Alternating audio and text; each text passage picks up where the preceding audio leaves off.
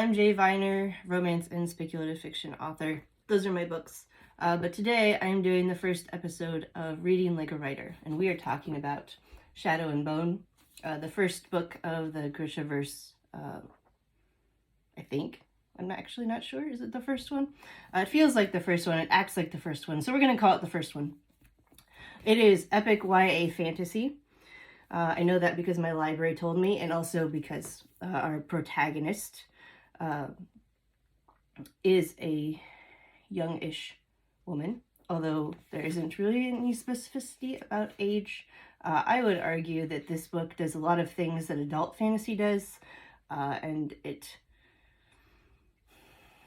could be classified as both, or what we would call as crossover, so you can read this as an adult and get some things out of it. Okay, so that's the thing.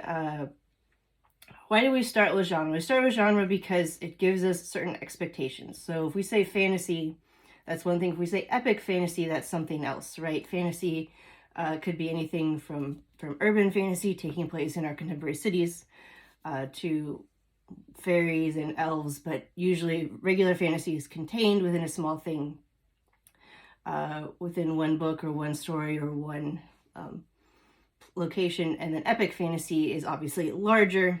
Obviously you think Lord of the Rings is the first epic fantasy, and now we have Game of Thrones are the two big ones, and this is epic fantasy because they go on, and this book is really just the launching point, and there's other series, and it's just huge, and it's taking a lot of content. So epic fantasy, it's a little bit short for epic fantasy. It's only 300 some pages.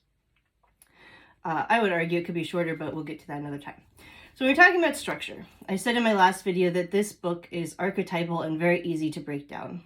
And what I mean by that is that when you read it, you recognize things that you see in other fantasies that you would expect to kind of be foundations of the genre.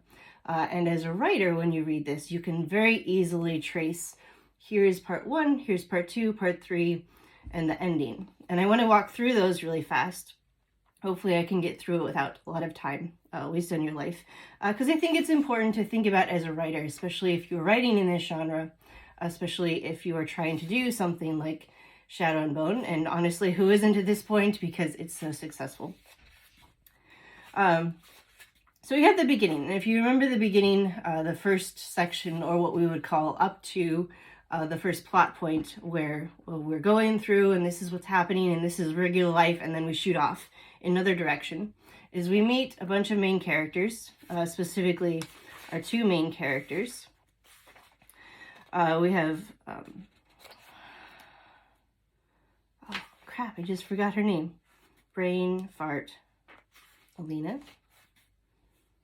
Yeah, Alina, okay. Alina and Mal, who grew up together and they're orphans, and now they're part of the military, and we're at this magical rift in the universe, their universe, which they're going to cross as part of the military contingent, and then the magic people show up as part of this contingent, and there's a lot of uncertainty and different attitudes that we get to see about the magic people called the Grisha, and they all have different colors, and so we are introduced to a lot of rules in this first section, and we also meet the Darkling, who is the leader of the magic people.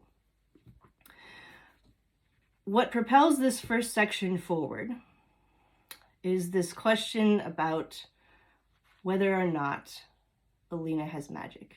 And we get that question from the very brief prologue, which is in a different point of view. It's third person instead of first person, so it's outside of Alina's point of view, where as a young child, she and Mal are tested to see if they have magical capabilities and they're going to be part of the Grisha or not.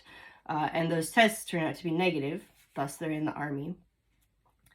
But there's this question hanging over it from that very brief prologue, because we aren't told at that point what the results of the test are. We can assume, because she's not part of the Grisha, that they aren't. But for the reader, even though it's not necessarily part of the conversation, there's this question. And when we're introduced to these magical people and how Alina and Mal relate to them or don't relate to them, and the attitudes, it's all kind of framed around this unspoken question of, does she have powers? And obviously by the end of that section, point 1, we find out she does. And they're not just regular powers, they're quite exceptional, frightening. Everyone is now looking at her. So that's the end of part 1. And so when we were thinking about sections, so when you do reading on your own, you're looking for the thing that's driving action into one particular point. And then that point happens, and then we go in a different direction. So what happens with the end of point 1 is that instead of carry on as a cartographer, Alina is taken by the Grisha, by the Darkling, to be trained as a magical person, as a Grisha. And that is not something she can choose. And all of a sudden, the life that she had, that she sort of was in control of, is vastly different. And so we call that plot point 1 in screenwriting terms, because you have regular life moving into something else, which is then the main narrative of the story. And then you also have it as the end of a particular section in this book. And I would argue there are 4 sections. And this video is already 5 minutes long, so I'm going to break it up and talk about part 2 in a different video.